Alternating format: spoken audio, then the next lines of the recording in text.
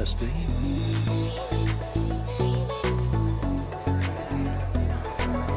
Testing the hearing assist system.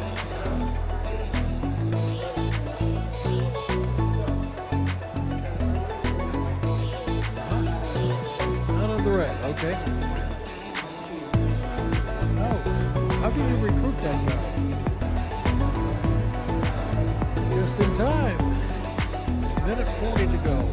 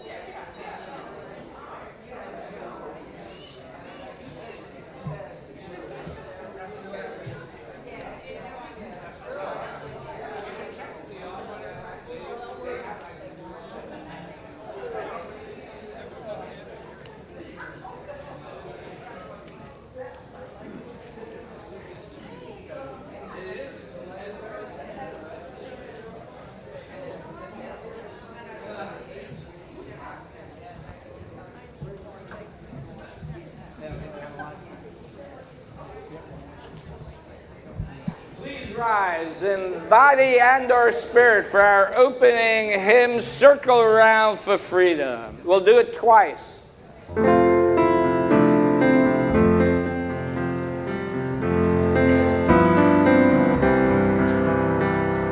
Circle round for freedom, circle round for peace, for all of us in prison. Circle for relief, circle for the planet, circle for each soul, for the children of our children, keep the circle whole.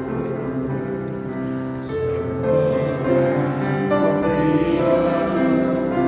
circle round for peace, for all of us in prison.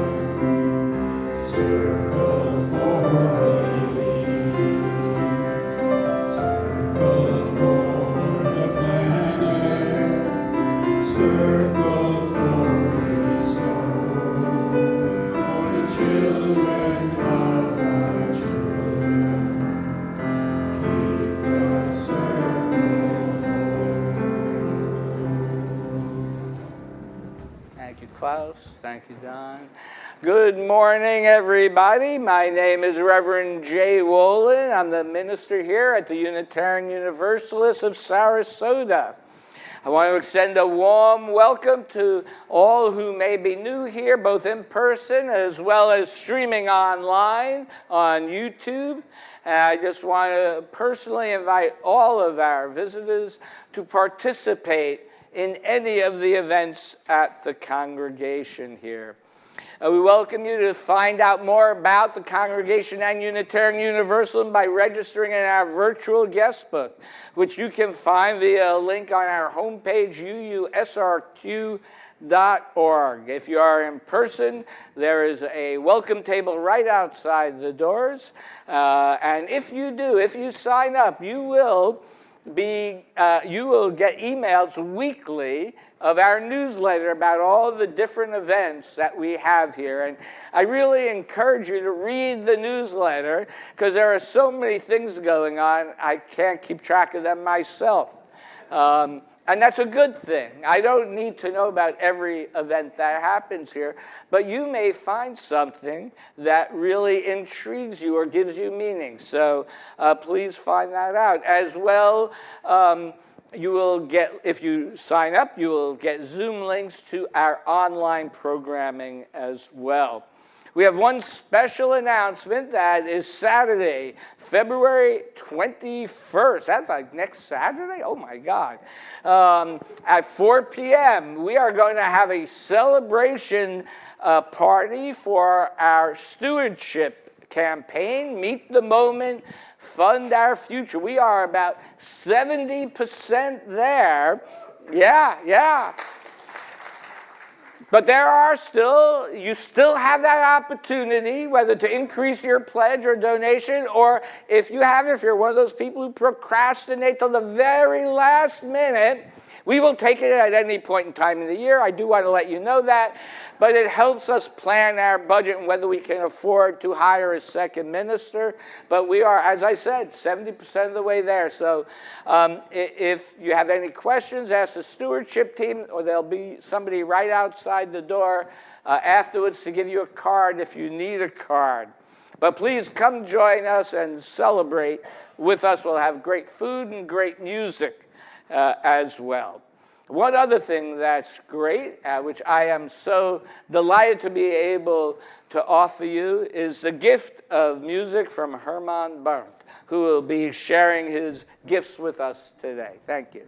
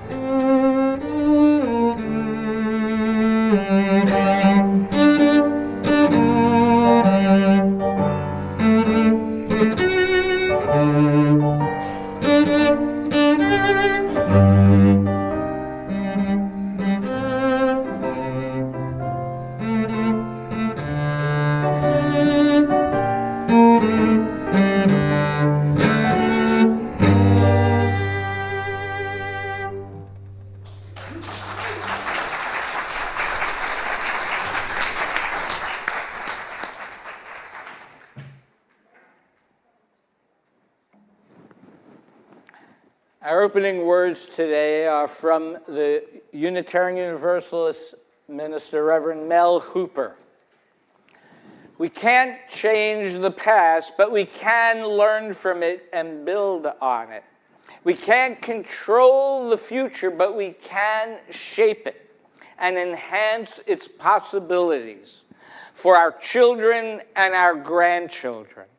We can't discern in the present the fullness of our actions and their impact, but we can be pioneers in our time, exploring fully the crevices and the cracks where knowledge and new insights might be found. We can explore our spectrum of relationships and confront our complacency and certainty about the way things are. We can dare to face ourselves in our entirety, to understand our pain, to feel the tears, to listen to our frustration and confusion, and to discover new capacities and capabilities that will empower and transform us. In the spirit of the pioneer, now let us go forth. And in that spirit, we now light our chalice as a symbol to light our way forward. So please join me in affirming the value of justice as we say together, as I light the chalice. We work to be diverse, multicultural, beloved communities where all thrive. We covenant to dismantle racism and all forms of systemic oppression. We support the use of inclusive democratic processes to make decisions within our congregations, our association, and society at large.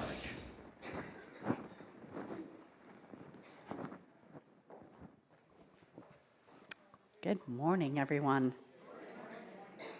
So today's story is Trying by Kobe Yamada and illustrated by Elise Hurst. How do you do that? I didn't realize I had said it out loud, but the sculptor looked over and replied, you simply do it. Oh no, I could never do that. How do you know? He asked. I just know. Confused, I walked away. He must be joking, I thought, but as I left, I couldn't help wondering what it would be like to create something so incredible. When I returned, the sculptor looked and said, well, how's your sculpture coming along? Oh, no, I'm just here to watch. Well, the best way to give your talent an opportunity is to try, he responded. I'd rather just watch. I can't mess up things if I just watch. Yes, if you do nothing, it feels safe, but everything stays the same. If you do nothing, there is less to experience, less to love, and less to learn. The fear of failing is the scariest part, and it stops most people from starting. And the only way to get to where you want to go is to take a step in that direction. And the best way to do that is to begin. Well, it was all I could think about. Even as I slept, I dreamt of creating beautiful things. I was excited to get started, but as I was working, I realized that something was wrong. With every strike, I felt a little more deflated. With every blow, my disappointment grew. This was not turning out the way I had imagined. Why did I think I could do this? Why had I let myself care so much? The next time I saw the sculptor, he asked about my work, and I told him It was no good, and I quit. Why would you do that? He asked. Because it feels awful to want something so badly and then just be disappointed. Yes, disappointment hurts, but failure is temporary and in many ways necessary. It shows us how something can't be done, which means we're a little closer to finding out how it can. When you first tried to walk, you fell, but you picked yourself up and tried again. And you're willing to fail over and over and over, and that is why you succeeded. And how do I know? Because you're standing right here in front of me. I had tried and failed. Now he was asking me to try again? What good would that do? I'd already proven I couldn't do it. But if I was honest, I wanted to believe I could. So even though I worried I wasn't good enough, I decided to try again. I worked and worked and worked some more, and while I could see it was a little better, it still wasn't what I wanted it to be. I stormed up to the sculpture. See, I told you I wasn't any good, and this proves it. Are you happy now? Yes, he replied, I am happy. It's good to see you sculpting. But it's terrible. I don't even know what I'm making anymore. You're making progress, he explained. I see talent emerging. I see risks being taken. I see courage. I see caring. I see perseverance. Yes, I see much progress indeed, and I hope you will keep trying. So I tried again and again and again. And as I stepped back and looked at my work, I had to admit, I wish it were better. I went to talk to the sculptor, and he asked me to go for a walk with him. I know it can be hard when things don't turn out the way that we had hoped, but be proud of your failures. I know I am, and each and every one of them. I can't imagine you ever failing. He laughed. More times than I can count. But each time you fail, you get a little smarter, a little braver, a little stronger. The truth is, we're all failures. The dreamers, the doers, the creators. Being a failure means you have loved something. You cared. It means you stepped forward and you didn't hold back. You tried. And that's why I brought you here. These are my friends. These are my failures, and I'm grateful to them because they have helped me become who I am today. And I'm going to tell you a secret. I'm now much closer to the end of my life than the beginning, and time passes whether we have the courage to do something good and worthwhile or we don't. It's been years since he's been gone, and I will never forget our conversations or what he taught me. When you make it safe to fail, you make it safe to succeed. How do I do that? The end. Thank you. So this book has so many nuggets of wisdom that I hope you'll ponder. You know, we must try in order to succeed in creating a loving community here where everyone is seen and valued and heard and supported on their life's journey. But to do so requires each of us to give up our time and our talents, not just our money. So many of our congregational leaders are aging out, and it's time for others to bring new energy and new ideas. It takes courage and grace to give those willing to step up the space to fail, for us to collectively learn and to collectively repair. For when we make it safe to fail, we make it safe to succeed. So I encourage you to come see me in the courtyard after the service if you're looking for ways to share your time and talents. But for now, if there's any children in the audience, please join me and Miss Kristen in the West Wing for a lesson on resilience through humor. Thank you.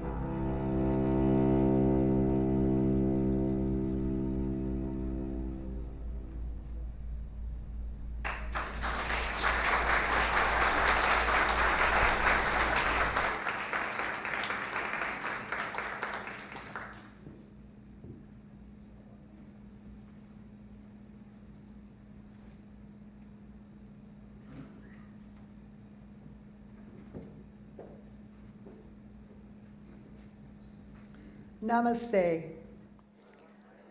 I'm Reina H.C. Phair, a member of the Worship Service Committee, here today to share with you the magic and magnificence of Maya. Maya Angelou was an American author, actress, screenwriter, dancer, poet, and civil rights activist. This prolific woman was the first best-selling Black woman author. Angelou received more than 30 honorary doctoral degrees during her 50-year career. In the following poem, Still I Rise, she offers a message of strength and encouragement for African American women specifically, and all women who struggle in a patriarchal system. She also introduces a tribute to the resilience of not only slaves, but of human beings everywhere who have known suffering, betrayal, and injustice.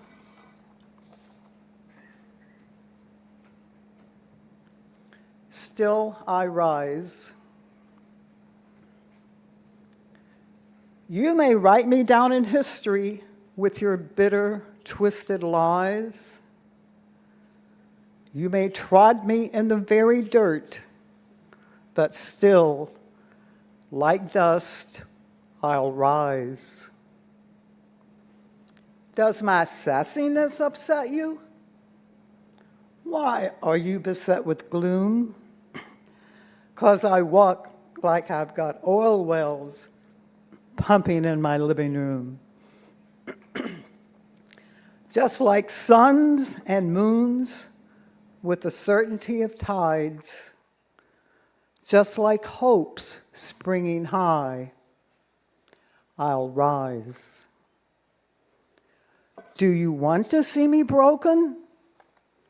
Bowed head and lowered eyes, shoulders falling down like teardrops, weakened by my soulful cries? Does my sassiness offend you?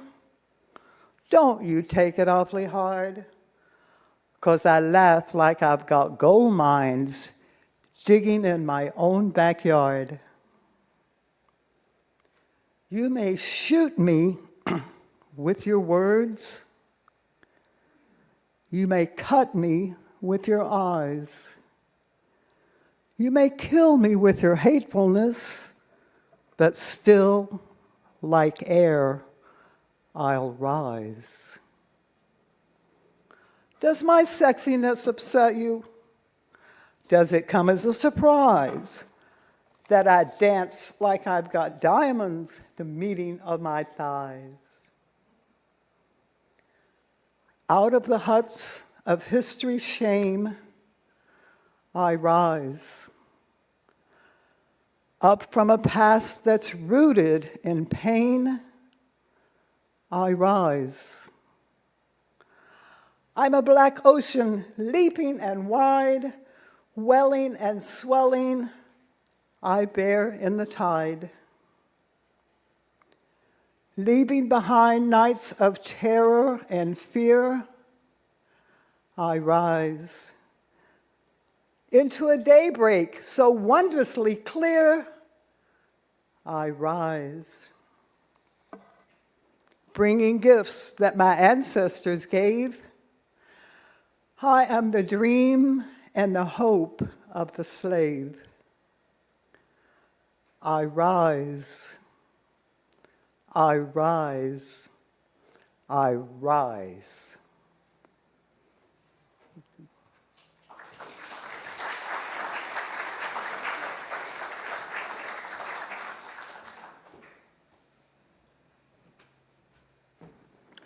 As we go into a moment of silence, I ask you to contemplate the ways that you can rise.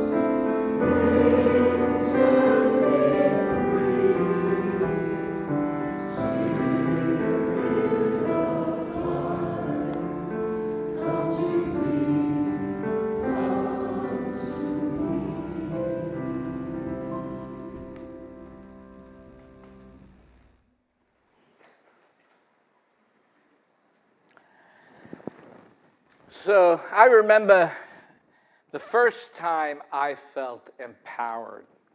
When I was a young child, maybe 5 or 6 years old, every Sunday we would go to my grandparents' apartment for bagels, lox, whitefish, and cream cheese. One Sunday, I picked up the knife to cut a bagel myself, and my mother, shocked and trying to protect her sweet, innocent son, said something like, "Let me cut it. If you cut it that way, you're going to cut your finger and bleed to death." Well, I remember to this day the steely look I had in my eye and the resolve I had in my heart, and I responded, I am going to cut the bagel, and if I cut my finger and bleed, then I'll die. So be it. Well, my mother stood upright, and at least within my memory, I saw a look of pride in her eyes, and she said, "Okay then, cut the bagel." Now, I have to tell you, I've never been more careful in cutting a bagel than I was that day. But at a young age, I learned to stand up for myself. And my parents, even in that small way, empowered me despite the risks. And that was a method of parenting they used throughout my life. It was an act of trust that I would be responsible. Empowerment means trusting others to make decisions and take actions, to succeed, to fail, to rise again, and to learn from both those failures and successors. Empowerment is not just a management strategy, it is a theological claim that invites each person's full participation. Now, often, empowerment must be intentionally allowed. Like in the bagel example, my parents had the power and could have stopped me, but didn't. And this mindset impacts my vision of congregational and organizational life. By empowering teams to fulfill our mission and vision, we allow them to make decisions and to take actions for their own self-determination. And then we will use all of our powers to support their efforts. Now, it's not easy to refrain from imposing our will, especially when we have the authority to do so. But rather, our goal is to guide, nurture, and support others. But ultimately, people have to empower themselves. I cannot force them to be empowered, right? It's up to us to make that true for us as a congregation. It's up to us to provide an environment that allows others to find their own way, to try, and maybe even fail, as long as the result of that failure is to learn and to use that knowledge to succeed in the future. And this is true for us as individuals, it's true for our teams, it's true for our congregation, and it's true for our association as well. Back in the 1960s, the Unitarian Universalist Association had a series of events that is now called the Black Empowerment Controversy. It's really a fascinating history. If you have an hour and a half to watch the YouTube video to look back and learn from. And although it was quite jarring at the time when it happened, but as we look at our association, we have to look at it squarely and acknowledge that we are, by and large, a majority racially white in our membership. Though never a large percentage, there was a time when we had more people of color in our association than we do now. Unitarian Universalists have, throughout our history, been allies to people of color. We were leaders in the abolition of slavery in the 1800s, allies in the civil rights movement in the 1960s. And I think, as I previously said here, in 1965, we had more UU ministers heed the call of Reverend Dr. Martin Luther King to be in Selma for voting rights than any other denomination. But, an interesting thing happened when when African Americans in our association tried to become more empowered within the association. Now, this is a long and complex story. I only have time to give you the highlights. So, after racial rioting in 1967 throughout America, African Americans within the association formed a group called the Black Affairs Council, known as BAC. And in pursuit of African American self-determination in the association, they demanded $250,000 annually for 4 years, 12% of the UUA budget. So as you can imagine, with Unitarian Universalists, with radical change, we like a good debate, okay? And there was a significant debate. There were debates about not just the money, but whether identity groups should even be allowed to have meetings alone to determine their needs. Some people felt that every meeting should be open to everyone. There was a debate on the issue of plurality via self-determination, as proposed by BAC, or integrationalist approach as proposed by a competing group called BAWA, or Black and White Action, which was led jointly by both African Americans and whites. Now, at one point, proponents, well, there that goes, okay, hold on, sorry, my computer just popped up on me, and so I'll just keep talking until I get back to that point. Okay, so I gave you those highlights already. So, anyway, so in the end, General Assembly voted to fund BAC at $250,000 a year, and BAWA was given nothing. But it was really interesting. At one point, proponents of BAC had actually commandeered the microphones at General Assembly, and about half of General Assembly walked out in support of BAC. And really, you know, our General Assemblies are much calmer these days. But during the first year, after the first year's funding, there were allegations of misappropriation of funds, and members within the UUA called for an audit. And then it was pointed out by others that they had never audited any other groups as well that had been given money, so why all of a sudden you're starting with this group? So I'm going to say this as a former auditor and accountant. It's not a bad idea to audit how people spend their money, but one has to wonder what the impetus of this new policy was and how much of it was due to racism.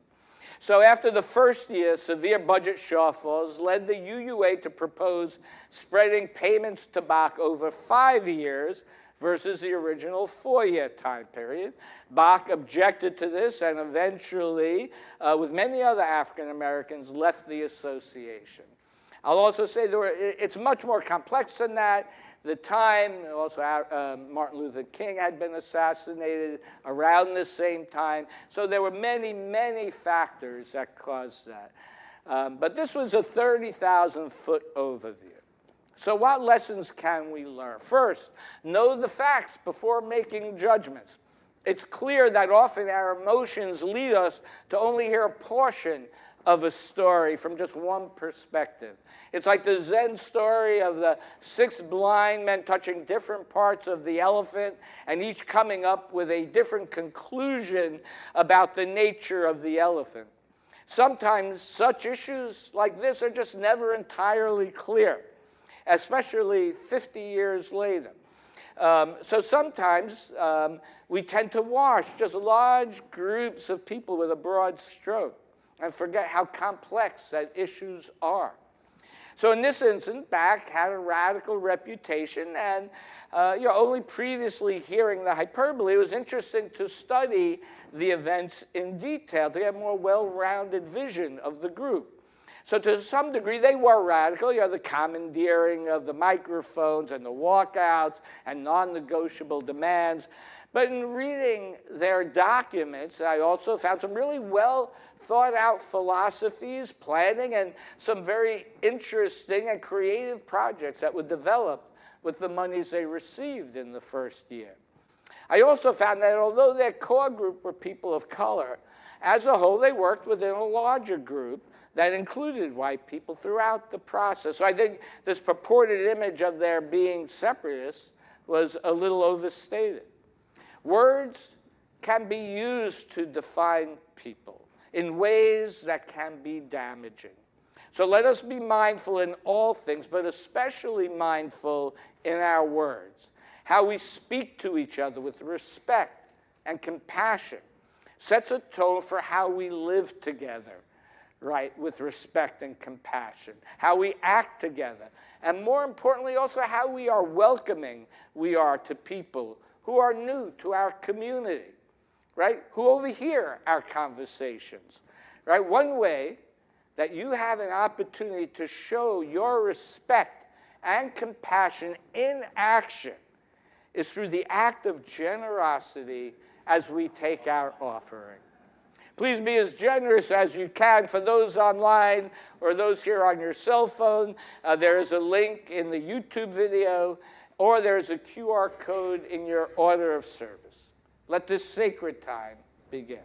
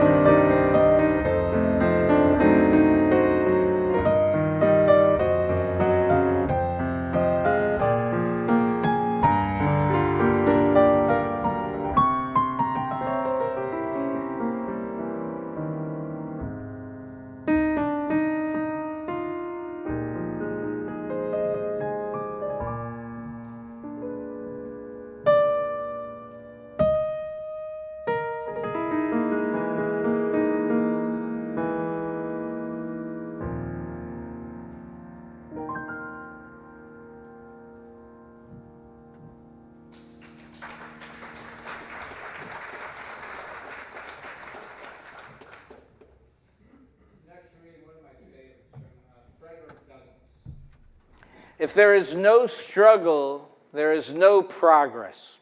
Those who profess to favor freedom and yet deprecate agitation are people who want crops without plowing up the ground.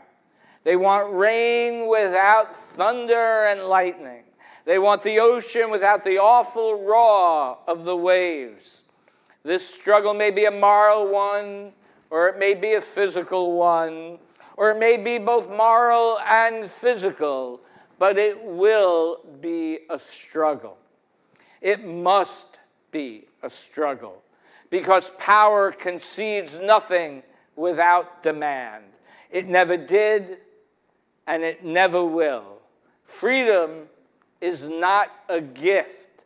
Freedom is won through relentless effort. And one more thing that we get with relentless effort is the beauty of the music of Hermann Berndt.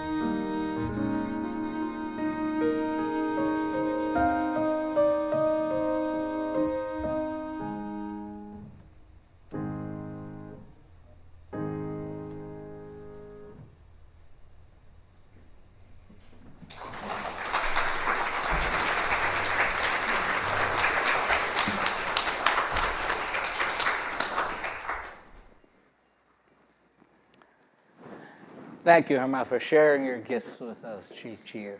Much appreciated. Earlier, I shared the history of the Black empowerment controversy. It was a pivotal moment in our association's history towards understanding what it truly means to empower others. Now, I want to continue to explore what we learned from those events and how those events shape our vision today. These events showed that the need for engagement and compromise, the lack of communication from the UUA and Bach's uncompromising position led to polarization. It led to the associations then for many years not even dealing with the issue of race.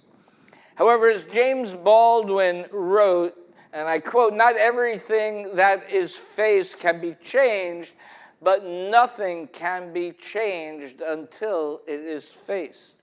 end quote. I think it's an important spiritual practice to understand and to become more aware of how issues of race affect all of us.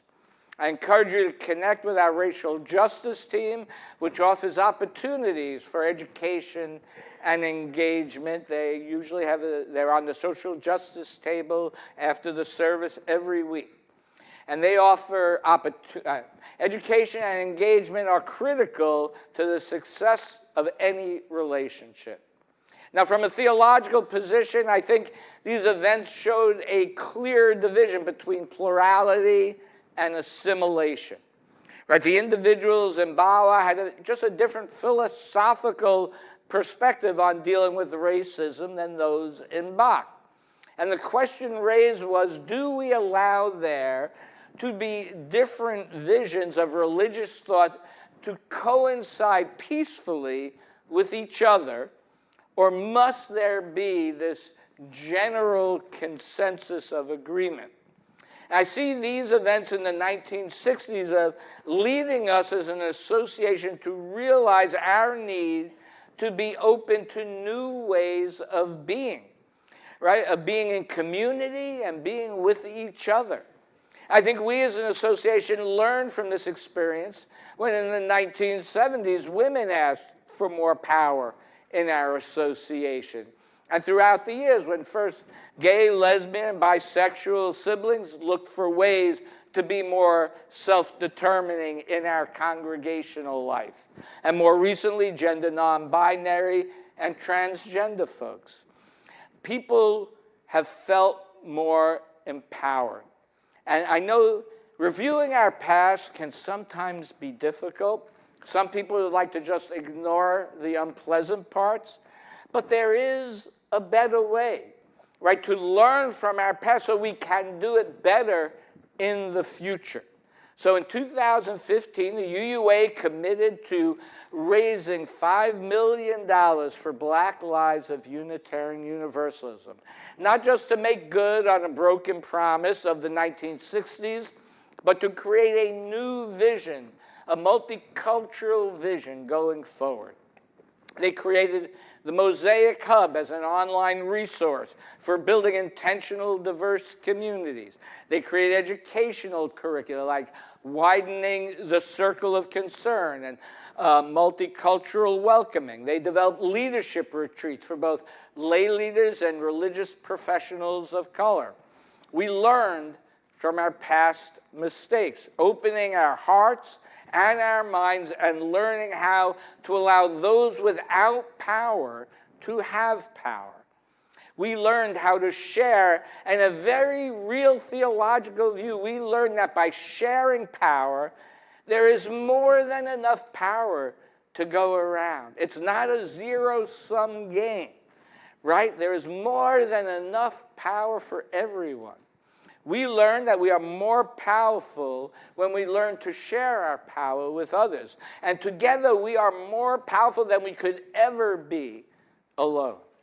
And that's why it's so important to build a strong, progressive religious community so more people can learn to be empowered, so more people can understand what it means to answer the call of love, as thousands of Unitarian Universalists did when they joined with others in Minnesota to protest abusive ICE practices this past month. Another lesson we learned is the need to have visionary leadership. The book of Proverbs, chapter 29, verse 18 states, and I quote, "Where there is no vision, the people cast off restraint." Now you as a congregation created our vision. I can preach about it, we can create programs about it, but ultimately you will define it with your actions. Our actions determine whether we implement our vision, which states, and I quote, "We aspire to be a multi-generational and multicultural community known for advancing justice where all persons can find belonging, spiritual growth, and support on life's journey." All of us together can make that real. One last lesson I want to share with you is that we learned from these experiences was our need as an association to learn about and refine our governments. Uncertainty about authority and decision-making fueled confusion and mistrust.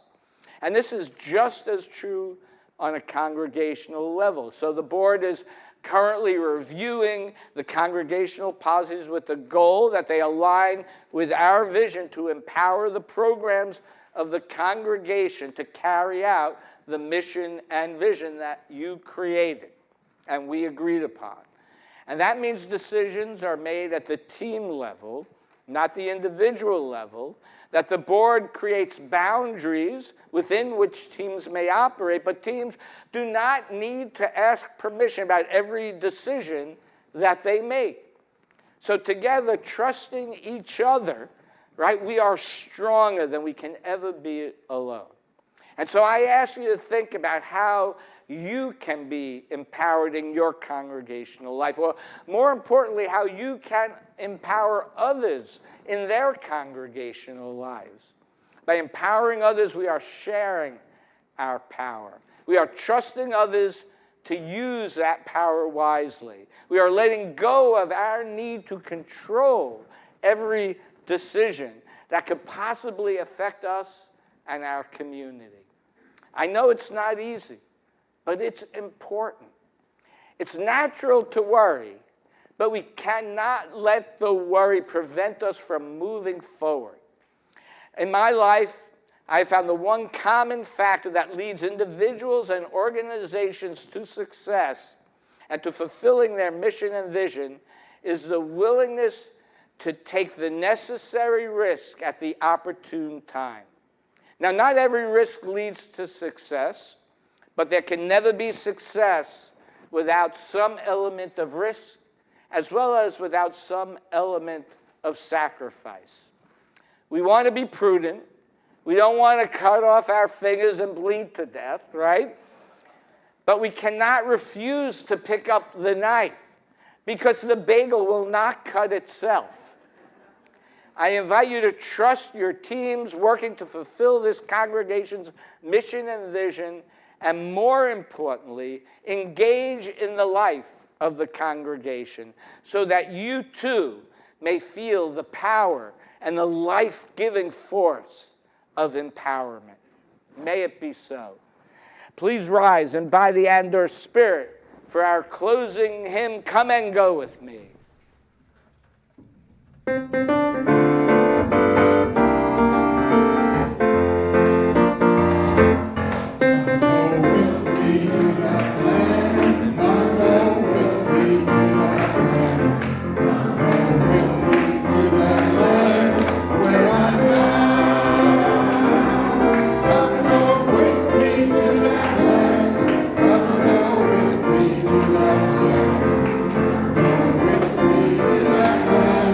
Where I'm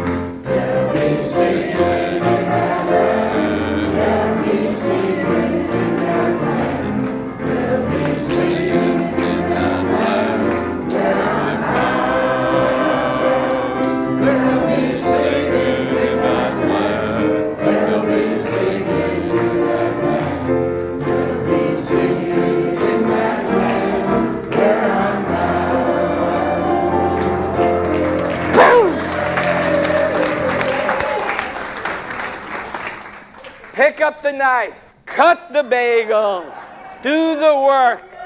You've learned the lessons from history. We have the vision. Our future is ours to create. You have each other. Go forth, be empowered, and make it real. Trust and empower others, and we will continue to evolve in ways you cannot imagine. Please join me in extinguishing the chalice. We extinguish this flame, but not the light of truth. The warmth of community and commitment. These we carry in our hearts until we are together again. Thank you all for your presence here today. Go forth, do good, and be empowered. Eat a bagel.